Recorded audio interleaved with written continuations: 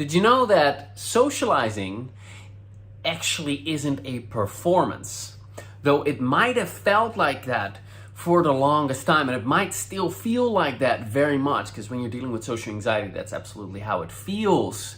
But the end goal is where it's no longer a performance. Hey, my name is Sebastiaan. I'm a former social anxiety disorder sufferer, social confidence coach, host of the popular podcast show Social Anxiety Solutions. And for me, socializing has been a performance for a very, very long time.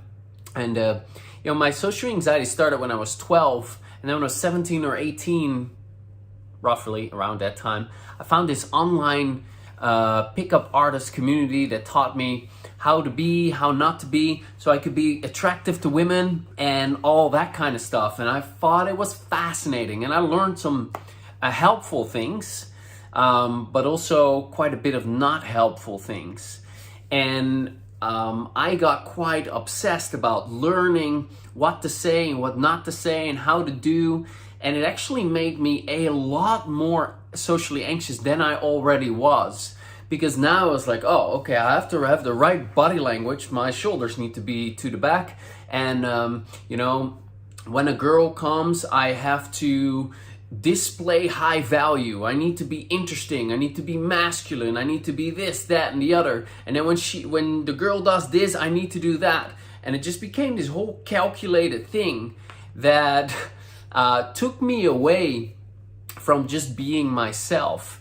And it made socializing so much more difficult. Now it became this big performance. And I see that with a lot more people, not necessarily who studied the pickup stuff. And by the way, this is a long time ago. I'm 38 now, so that's nearly 2 decades ago.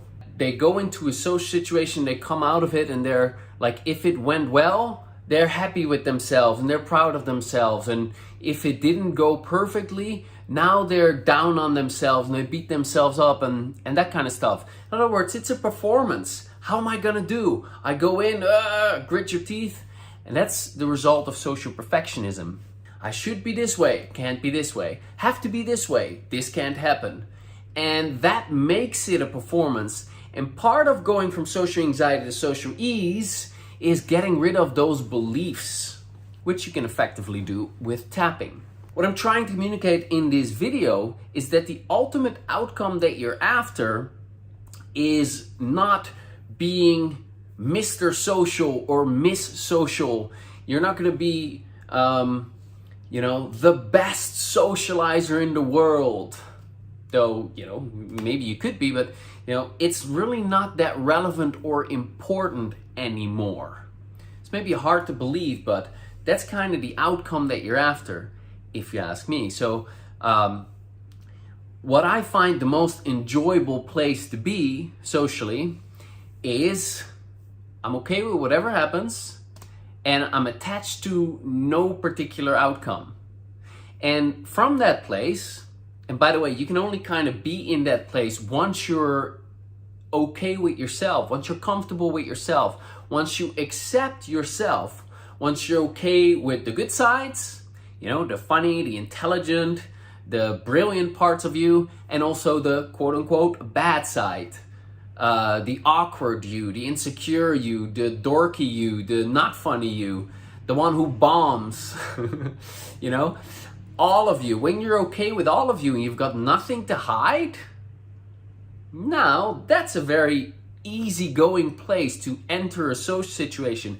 Now, when you then also are okay with whatever people think of you, now you're in a very good place. And if you're not trying to gain approval and please accept me and, they must respect me. In other words, if you're no longer attached to any particular outcome and you're okay with people liking you and you're okay with people not liking you, now things start to become a lot more relaxed, a lot more chill, and now you can just be natural. Now you can be at ease, and then it's more of a curious exploration. Like I was at a co-working space earlier, and they did like a little barbecue thingy. And I went outside and, I've only been here a couple of days, hardly talked to anyone because I just come in there, sit down, focus. It's kind of busy at the moment. And then I go out. But the guy invited me to get some get some free food in. So yeah, why not? So I go out and get my falafel balls and so on, and turn to the conversation. And there's some conversation going on around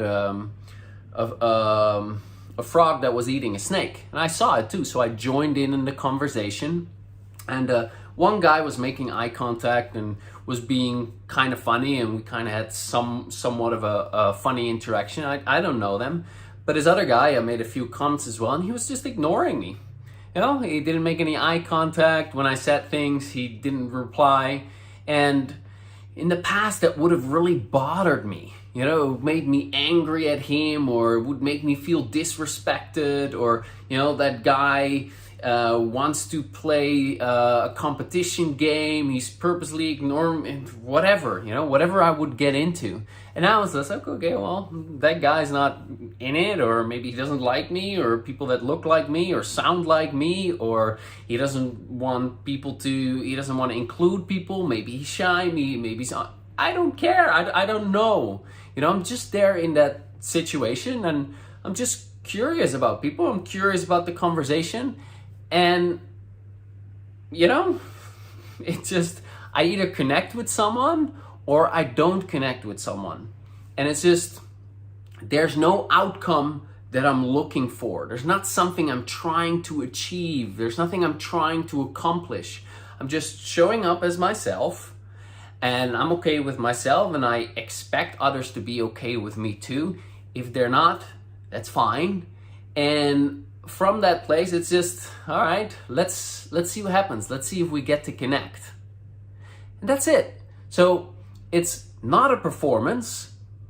It just feels like a performance because of your training, because of what you've learned in life.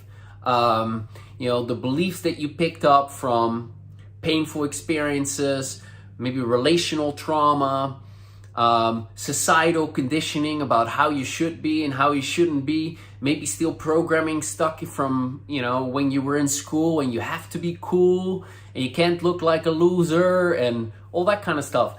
All of that stuff, all of that, as Steve Wells would say, psychologist, all that BS, all of that belief system is in the way of you just showing up, being okay with anything, attached to nothing, and just being in the flow.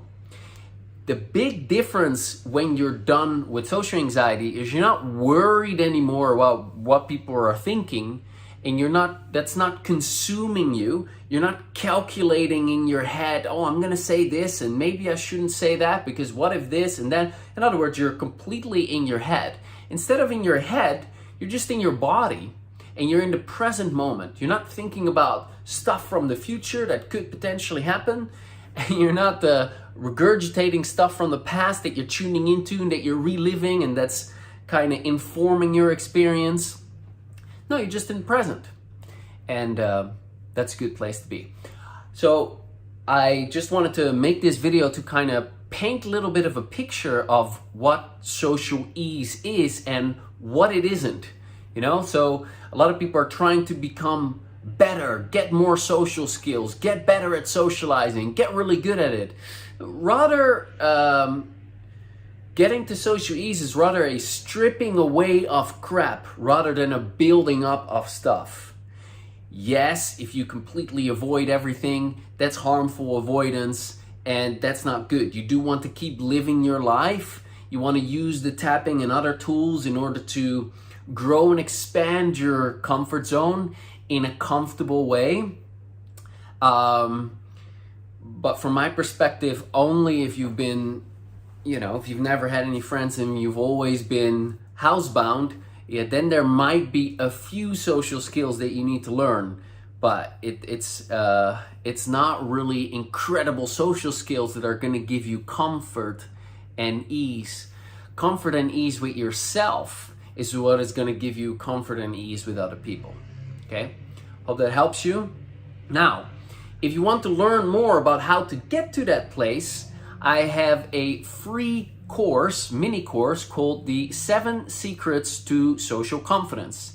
And you can get that by going to bit.ly/social confidence now. That is bit.ly/social confidence now. And there I teach you basically all that you need to know, the big picture frame on how to go from social anxiety all the way to effortless social ease. I tell you, stories give you insights and I break things down specifically so that you know exactly how to get there. It's a bit hard to do just on a video format. So you're gonna love that. Now, if you may have already done that, you might be ready for the next level. And I've got something exciting coming up, which is completely free. And what is it? What is it? Tell us. Well, it's a 7-day social confidence challenge. In the past, I've done 30-day social confidence challenges with great success, but this year we didn't have time to do it. So this is going to be different than the previous 30-day social confidence challenge. It's going to be super exciting, jam-packed with guided tapping. Okay, so after 7 days, you've reduced some of your social anxiety. You'll feel better. You have a more empowered perspective. And it's different from just these videos. It's different from the 7-day secrets free course. Because here, you'll get an email every day and you get a video every day. And you're actually tapping along with me. And from the 20 years of obsession with solutions to social anxiety, I've taken the absolute best stuff, put that into 7 days, and I'm gonna guide you through it for free. Now, it's not done yet. It's still in the making, and I'm gonna release it in maybe like a week and a half, 2 weeks from now. This is just to pique your curiosity. All right, so that is what's coming. Okay, that's all. Have a good one, and go check out this video for a tap along to get some good relief right now. That's it. Bye for now.